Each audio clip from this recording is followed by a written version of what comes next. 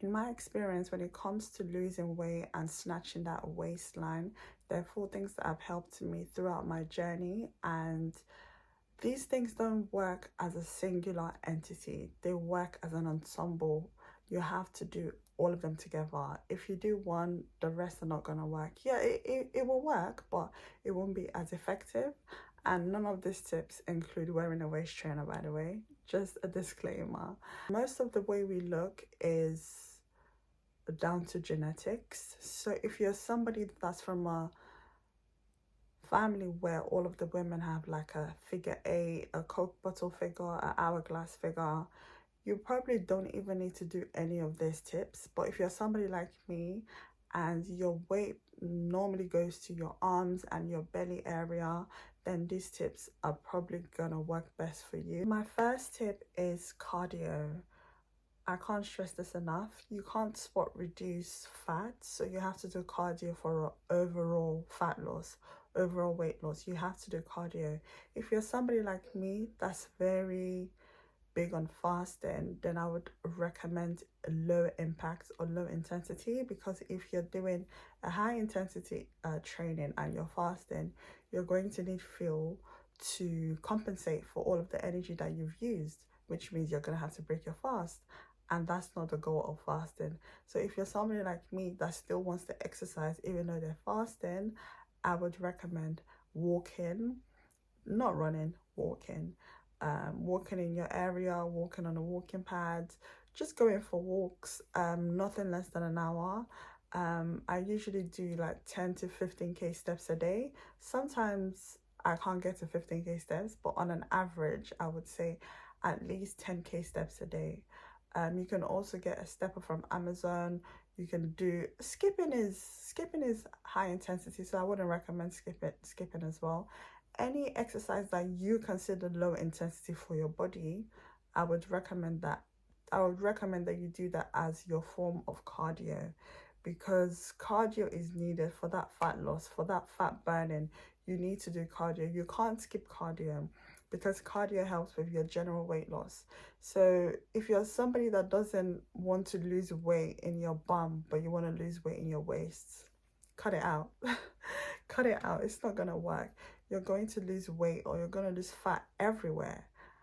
So just so you know, don't say I didn't tell you. I'm telling you now, you can't spot reduce. If you want your waist to be snatched, you're going to lose some of your bum. You're going to lose some of your boobs. It's just natural. That's the way things are. Some people are going to lose more. Some people are going to lose less. Again, depending on your genetics. Number 2 is a low carb diet. Now, guys, this is so important because carbs, I won't say carbs are the devil, but white carbs are so addictive. For example, rice, for example, yam, for example, bread, pasta. Those will just make you bloated, and those will just widen and thicken your waistline. Again, if you're somebody that has my body type where you majorly carry your weight in your mid area, this is for you. You have to reduce your carbs. You can't be eating swallow, you can't be eating yam, you can't be eating rice every day anyhow and think that your waist is going to be snatched. It's not going to work. It's impossible, because carbs are not ideal for certain body types. And I'm not going to say completely cut out carbs, because that's not realistic. And on this channel, we only do things that are realistic. Carbs are in almost everything apart from like meat and fish, eggs. But when it comes to your fruits, carbs are in your fruits. Your vegetables, carbs are in your vegetables. So I would never say cut out carbs, but stick to healthy carbs. So the carbs that I consume are majorly from fruits, from vegetables, from potatoes, from kidney beans. Those are the only forms of carbs I consume. Every other carb, once in a while, and by once in a while I mean very rarely. For example, we're in summer, so I've had a few barbecues. So when I do go to a barbecue, I would have like rice. But in my day-to-day life, I have almost successfully eliminated rice. I only eat rice for special occasions. On a day-to-day, I don't eat rice. And luckily, I'm not craving rice either. I don't crave bread either. I don't crave pasta. That's probably because I eat so much protein. I eat so much fiber. I kind of balance it out. So carbs don't really call my name. Sugar, however, is what I still struggle with till today, because sugar is just everything. So I struggle a lot with sugar. That's why I tend to eat a lot of fruits. For now, I have it under control. I'm making sure that I eat as much fruits and vegetables as possible, and that kind of keeps things at bay for me when it comes to carbs. For the third tip, it's not really like a exercise or a diet tip, but I would say drinking a lot of herbal teas.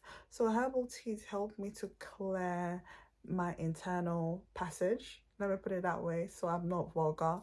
When it comes to teas, they don't necessarily do anything for me, but it definitely helped me with clearing inside.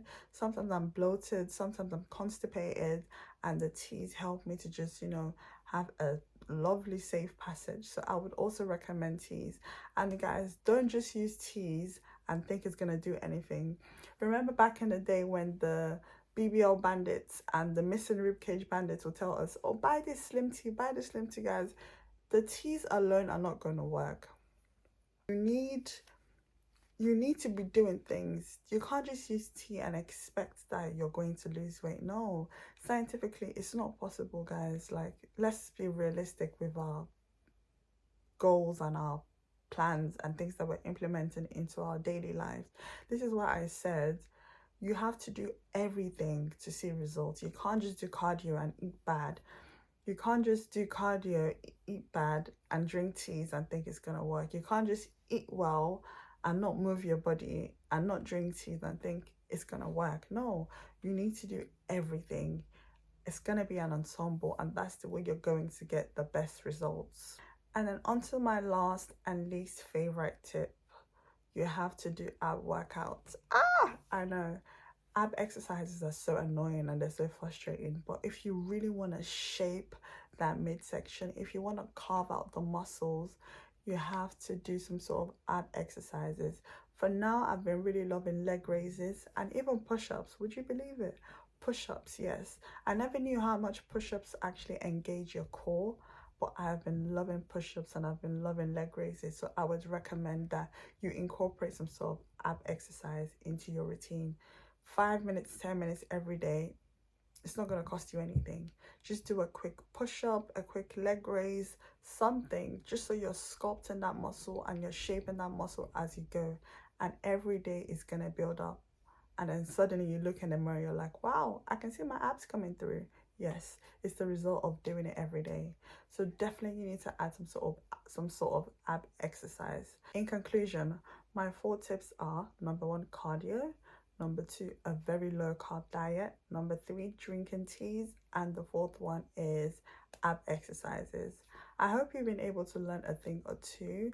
I'm definitely going to insert progress pictures just so you see what I am working with, and I'm not just advising. I'm not advising anybody, but these are things that I have seen that have worked for me in my experience. And if you're somebody that's confused, you don't know how to start, you don't know what to do, this is me, a regular, normal person. I'm not a fitness influencer.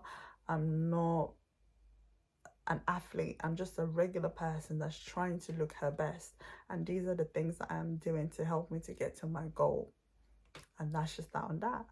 Thank you guys so much for watching. Take care. Bye.